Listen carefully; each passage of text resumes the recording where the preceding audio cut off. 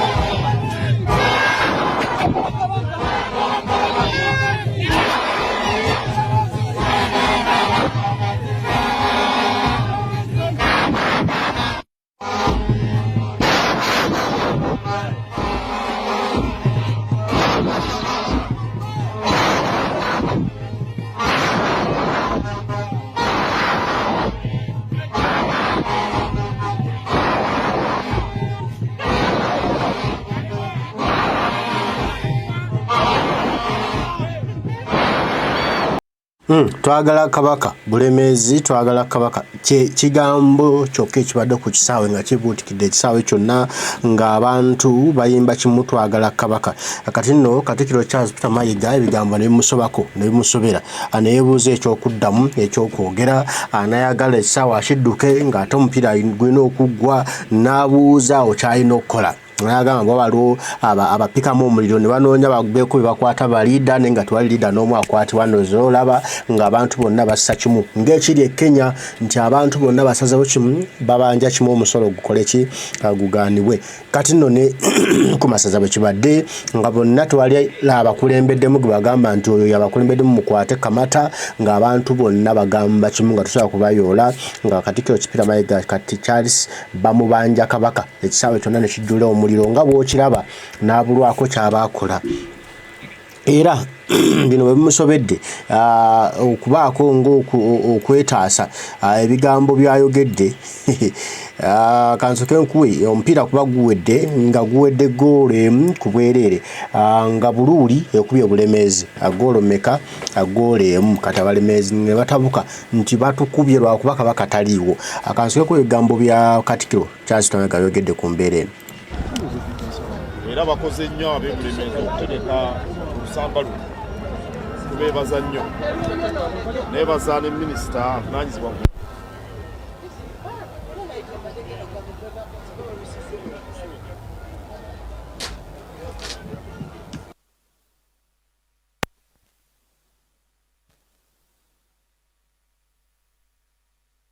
nga bwe ntera okubagamba mubagulaba mubaguzanya mubagulamula ne mubaguddukanya.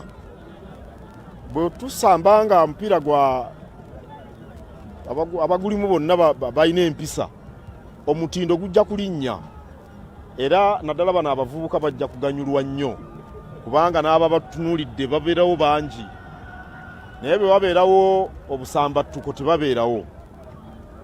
Ensonga eyo mbasaba mugitwale nga nkulu. Weewaawo omupiira gunyuma goolo ebaddemu emu ndowooza batandise nga abeetya ate amakkati ndowooza Francis kajja tubuulira amakkati ga Bulemeezi ne gabeeramu ne gabulamu nga bali babayitamu naye ebyo ndowooza ebyekikugu abakugu babadde babiraba. Ebintu bingi abamanyi omupiira babadde balaba babadde mu maaso ga goolo ng'obalaba oluusi ng'emikisa gijja ne bakwatibwa ekiwuggwe oba oli n'akubira muno omupiira naye nga talina gwaguweereza ne gugwa ate ku mulabe. Ebyo bya kikugu naye abatendesi kyemmanyi babadde babiraba bwe tunaatweyongerayo bajja genda babitereeza. Tunyumirwa omupiira guno gwa nkizo nnyo era tugatta ffenna nga bwe mulabye Bookero baani bonna bali wano ffenna nga tuli mu ssanyu mu ddembe. Era ebyo byebigendererwa by'omuzannyo guno kabaka kye yava aguteekawo ogw'empaka ez'amasaza amasaza 18 gabeere nga geegasi. Mwebale nnyo.